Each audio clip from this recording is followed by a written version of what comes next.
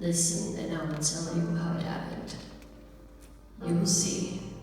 You'll hear how healthy my mind is. It is impossible to say how the idea first entered my head. There was no reason for what I did. I did not hate the old man. I even loved him.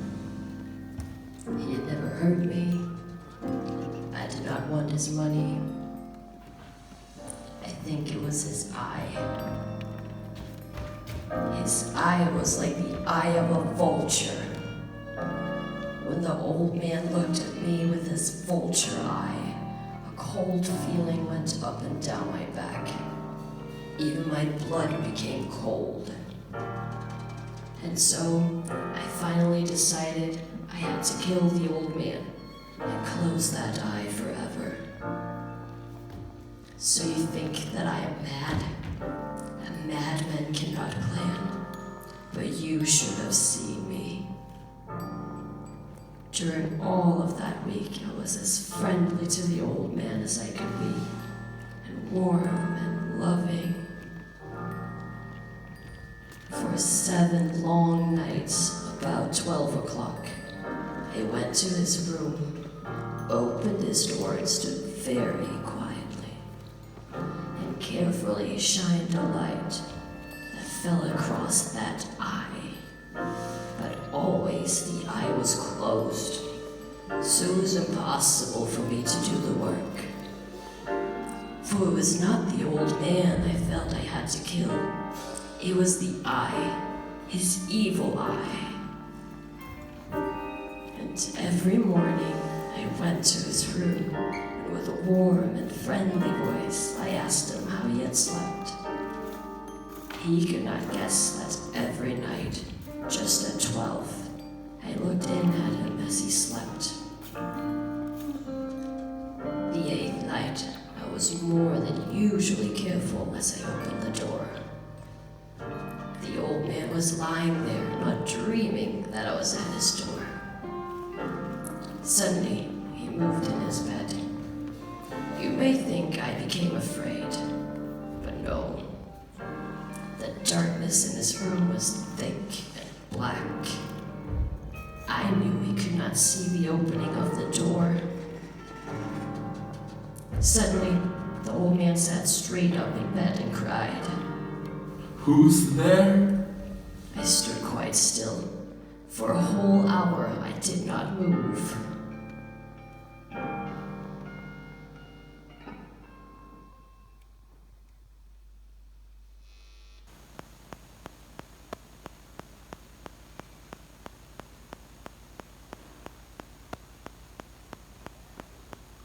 He could not hear me there. He felt me there. Now he knew that death was standing here. Slowly, little by little, I lifted the cloth until a small light escaped from under it to fall upon that vulture eye. It was open, wide open, and my anger increased as it looked straight at me. I could not see the old man's face, only that eye. Have I not told you that my hearing had become unusually strong? Now I could hear a quick, low, soft sound, like the sound of a clock heard through a wall. It was the beating of the old man's heart. I tried to stand quietly, but the sound grew louder. The old man's fear must have been great indeed. As the sound grew, so did my anger. In the quiet night, the dark bedroom became fear.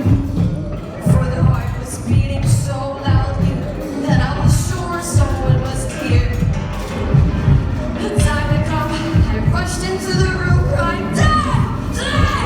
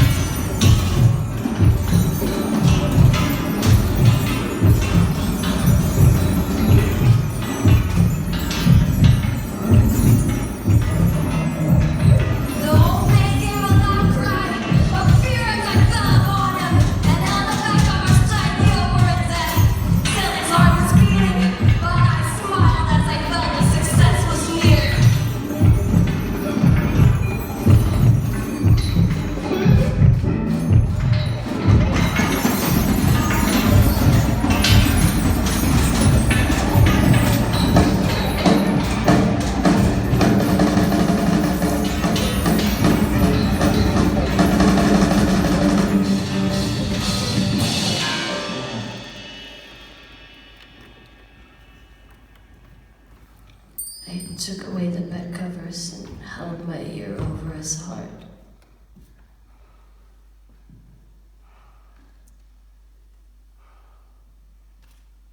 There was no sound. Yes, he was dead. Dead as a stone. His eyes would trouble me no more. So I am mad, you say? You should have seen how careful I was to put the body where no one could find it. First, I cut off the head, then the arms and the legs. I was careful not to leave a single drop of blood on the floor. I pulled up 3 of the boards that formed the floor, put the pieces of the body there.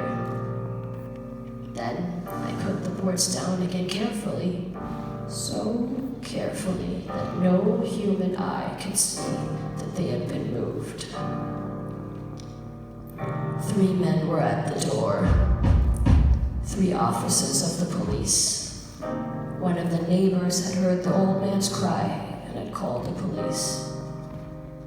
These 3 had come to ask questions, to search the house. I asked the policeman to come in. The cry, I said, was my own, in a dream. The old man, I said, was away. He had gone to visit a friend in the country. I took them through the whole house, telling them to search it all, to search it well. I led them finally into the old man's bedroom. As if playing a game with them, I asked them to sit down and talk for a while.